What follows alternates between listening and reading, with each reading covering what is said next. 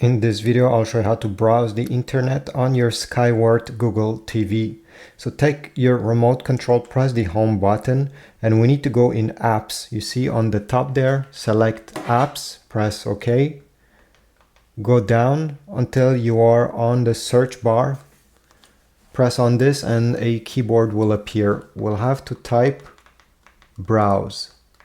Then press the magnifying glass.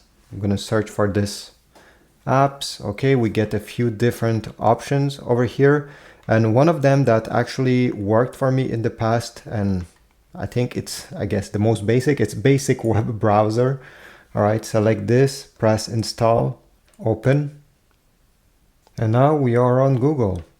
To browse, you'll need obviously to use these buttons over here. There's no trackpad. I mean, you can connect a keyboard to your Skyworth TV in the USB ports in the back, or a mouse to make it simple. But if you only have the remote, go on the top right corner, click on where it says google.com, and you can type any websites over here, and yeah, use it just like on your computer if you want to check some stuff.